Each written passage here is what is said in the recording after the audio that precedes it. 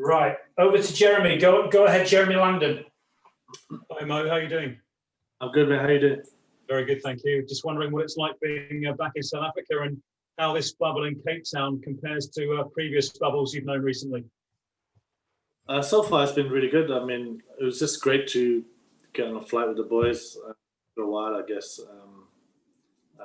Obviously, we had a lot of catching up with everyone, just chatting away and doing what we normally do. And obviously, got here yesterday morning, and the guys have been pretty happy. It's a nice hotel, obviously, and yeah, we're happy to be out here playing. Some big news this morning, Mo, that England are going back to Pakistan in October next year for the first time in 16 years. It's a short tour, only 4 days and 2 T20s, but it's a historic announcement, isn't it?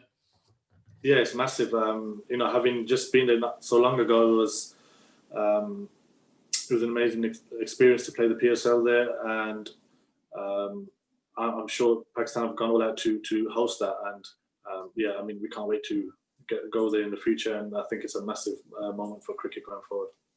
Do you think it's you know, only right too that England go back there after what Pakistan did for England last summer by coming over and supporting English cricket in the pandemic?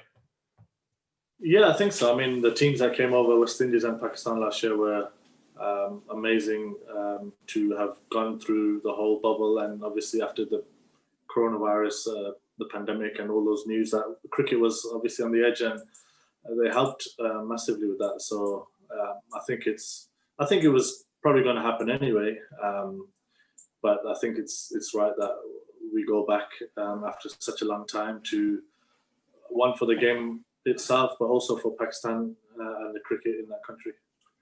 Mo, it's also been announced that England are playing 5 Test matches with India next summer.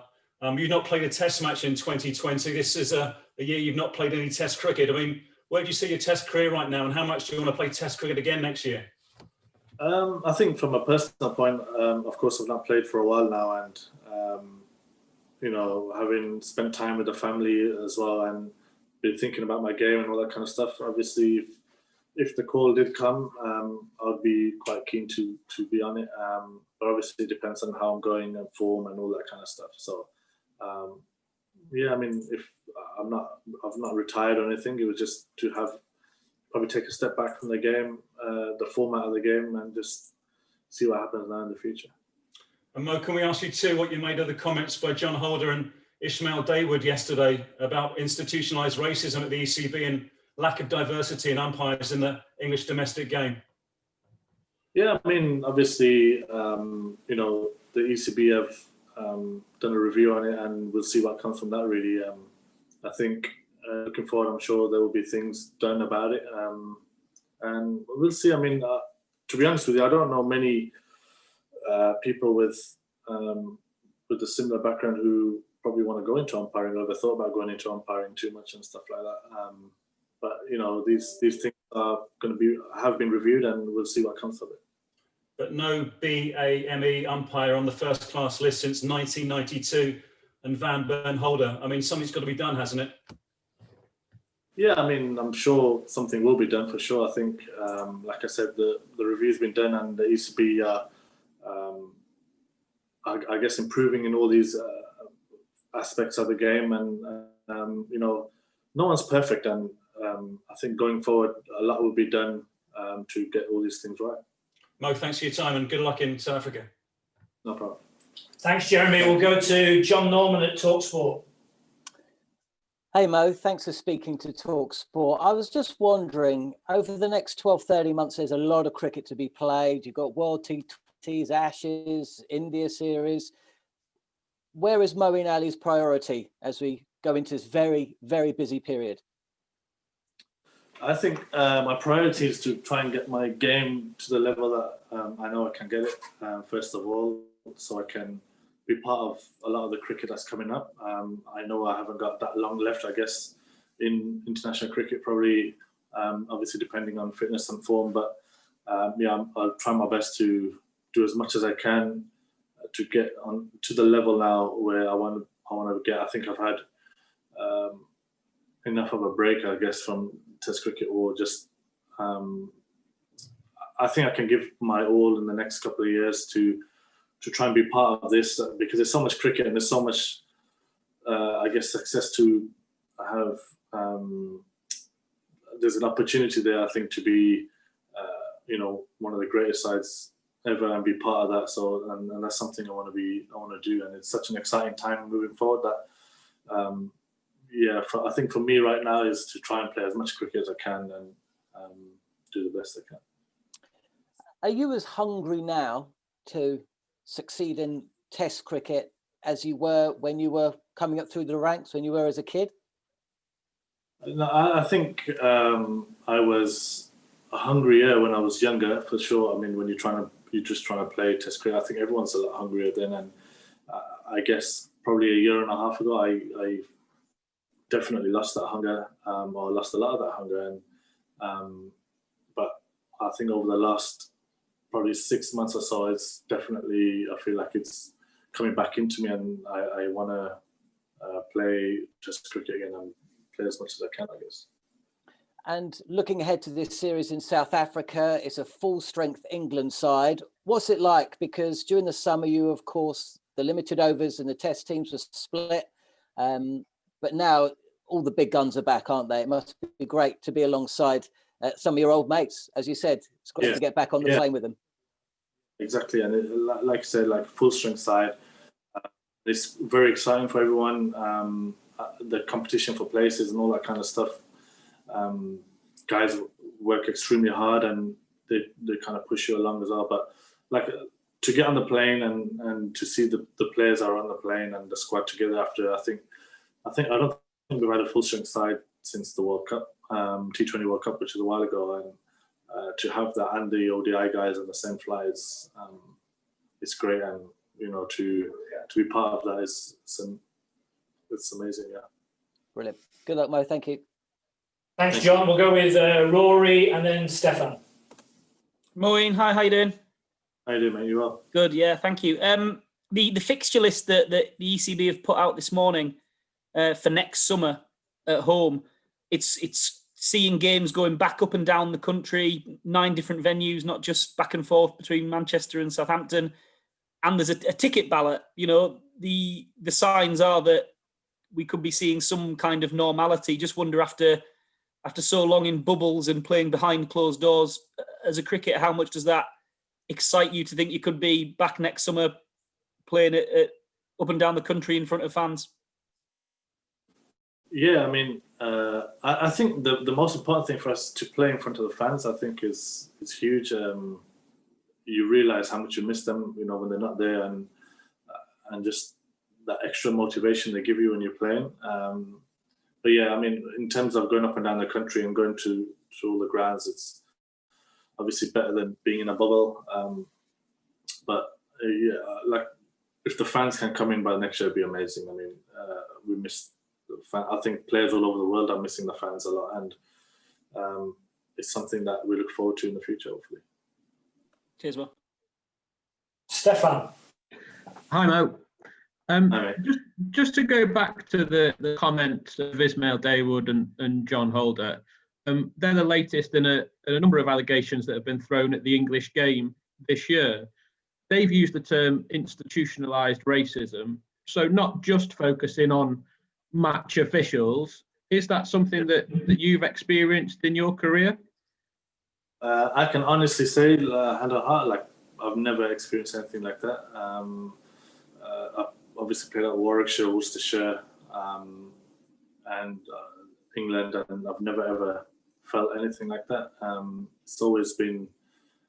I always felt like if you do well, if you score your runs and take your wickets, you play. And I've been playing now for England for 5-6 years now, and I've always felt at home. Always felt like one of the guys and all that kind of stuff. So.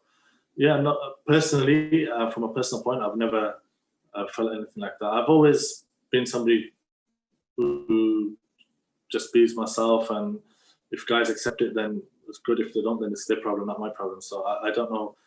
Me personally, I've never ever felt anything like that. I'm sure obviously there's other guys who say they have, and things will be and have been done about it. But me personally, no, it's always been good. Thank you. John Etheridge and then Paul Newman, and then we'll take two more after that. I think you were just saying that you've got your hunger back, and fitness permitting, you should be able to play for England maybe for another couple of years. But have you reached the stage in your career now where you're starting to think about what you might do once you stop playing? It doesn't sound as though you're too keen to become an umpire, but I mean, have you thought about the other options, the things you might want to get involved in once you stop playing? Look, personally, not really. To be honest with you, I haven't really thought too much about it because I still feel I can play for a while. If not England, then in the county game and the T20 stuff and all that kind of stuff. But I would love to stay in the game after either coaching or anything like that. But I've never looked too far ahead, even when I've played for England or when I first came to the side. I've never talked about playing. For, like in 2 years' time, we'll be playing this or that. I've always tried to take it a day at a time, and I still want to try and do that, I think. But yeah, I mean, I guess everybody always thinks about what they want to do after the game at some stage. And for me personally, I'd like to stay in the game as much as I can, and either in coaching or whatever it is at the time. I think you're not guaranteed tomorrow, I guess. And so I try and just take it easy. Thanks, but from what you're saying, clearly you're keen to continue playing for Worcestershire, maybe T20 franchise cricket, even if you're no longer playing for England. Yeah, I mean, once I've done for England, I'll definitely still be playing cricket, county cricket, T20s, club cricket for my club side and all that kind of stuff. I'll play for as long as I can, for sure. Okay, we'll go with Paul, Dean, and then finish with Zahir. Hi, Mo. We haven't seen too much of you at your best for some time now, not just Test cricket. How much is this a pivotal time in the rest of your England career? How much do you want us all to see the real Moeen Ali again, which we haven't seen too much of in the last 12 to 18 months? Frustrating for myself. I think mentally, it's more of a mental thing. You have to be in it a bit more, and like I said, that hunger and stuff has not been there for sure in the last year and a half maybe now. There's been glimpses here and there, but I know deep down that I've not really done that well over a long period of time. So, but to still be in a part of ECB, like the England teams in particular, and the support I get from the coaches, from Asher Giles and everybody, just shows that how things that I do still play a big part in this side, and what I still can do. And it's my job now to really go out and perform. And it's more of a mental thing. Like I need to get into a good mental space, which I feel like I have been working on over the last 4 or 5 months, which has been quite difficult, I guess. And but yeah, I mean, it's about clearing everything out now and almost starting fresh again. Have you ever had any doubts that you couldn't get back up there again? No, I never had any doubts like that. I think sometimes it's just being more clear in your own mind. It's not. I never go into the game or go into batting or anything like doubting that I won't do well. I always almost go too far the other way. I think like I'm going to go and still almost. There's the thing with my batting sometimes in particular is I feel like I'm in before I'm actually in, and that's probably been my downfall a lot of the time. But it's just been smarter, I guess. I just need to work hard and almost know that I've not probably got that long left, and there's such an opportunity with the T20 World Cups coming up, the Ashes and the 50-year World Cup, and almost have that target and be like, right, I'll give everything I can for the competitions and tournaments, and obviously be successful with them. Thank you. Cheers, Paul. Dean, please. Yeah, hi Mo, good to see you. I guess it was a sort of similar question to Paul, but if I might tweak it then, just listening to you there, targeting the Ashes as one of your, one of your aims. Do you feel as though you've got some unfinished business there, bearing in mind what happened in Australia, but also what happened when Australia came here last year. I can't remember when they were last here. Yeah. I mean, look, like in Australia last time was very difficult. I actually went in there on the back of being in probably the best form I have been for England at the time. I think it was just after the South African series with a bat and ball, and I went there probably not overconfident, but I went quite confident, and probably didn't. I put the work in, but probably didn't do the planning as much as I probably should have and could have done. So yeah, I feel like I can definitely do much better than I did out there. And then obviously in England, on the back of when we played in Australia, like I think I was bowling quite well in Test cricket. I think in that year took quite a few wickets, and obviously that one game which didn't go to plan was just a bad game, and obviously I haven't played since then. I got dropped after that, which happens and stuff. So yeah, I still feel like I got a lot to give in Test cricket, and there's a lot of things I want to achieve in Test cricket still on a personal note. And just a sort of similar thought about things that you've learned. You're obviously a key member of the T20 side, and you captain England earlier this summer. But bearing in mind what's happened to you in the Test and the ODI side, and at the World Cup, for example, where you were in the team, and then in the business end were out of the team. Have you kind of learned from that? Is that something that you want to try and make sure you avoid, I guess, with this World Cup coming up, the T20 World Cup coming up, making sure that I guess you become indispensable in the side and stay right through to the end? Yeah, of course. I mean, I guess every player wants to get to a point where when the World Cups come around that you're playing so well that you don't get dropped, and during the World Cup you're playing well and you don't get dropped. Like looking back at that 50-over World Cup, I think I got dropped after the Pakistan game. I got like 3 for 50, and then I got dropped because the ground we played at Cardiff and it was small, and we always most of the time play one spinner and stuff. But I want to get to a point where I'm playing so well that like my batting is well and my bowling is going well, that I don't get dropped no matter what the size of ground and things like that. So and it does have a knock-on effect. Obviously, it's not. But from a personal point, to be honest with you, I'm over these things now. Like it's time to move forward. Like I think I dwelled on that for too long. Obviously, getting dropped from the Ashes, and then the World Cup and all that kind of stuff. And you kind of think about it. But over the last probably 4 months now, I've been trying to think about going forward and got over that. And even though I was dropped for them, there were still successful times. I mean, we won the World Cup. Ashes was obviously we didn't retain them, but we drew the Ashes and some great games and stuff like that. So. I think for me, it's about moving forward now, looking forward and trying to enjoy the next whatever time I have left in playing cricket. Yeah, okay, enjoy this tournament. Cheers, Dean. Last question, Zahir. Hi, Zamo. Zahir here from the Cape Times. Just a very localized question. I mean, a lot of your guys have now been part of the Cape Town Blitz side within that squad. So, I mean, you guys, you know that Newlands, Newlands fairly well, and the unique atmosphere it generally creates. Having played under, in the bar bubble before with no fans, what's it walking down the tunnel at Newlands and just the mountain and there's nobody else around? What will it feel like? Yeah, I think it's obviously just the way the times are at the moment, but it's not easy. I know when we played in the PSL, for example, we played in like some huge crowds, and in the last 2 games there was no one watching, and it was very difficult to get for the game. And I think every single player that was playing really struggled. And obviously you do get used to it. However, now it's been 6-7 months now since then.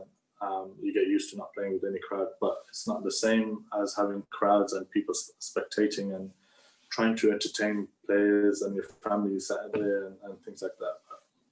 But obviously coming here, Newlands, where it's always been a great crowd, and the noise that you can get here is fantastic as well. And it's a shame, but it's just hopefully temporary, and hopefully in the near future, you can start getting crowds in. And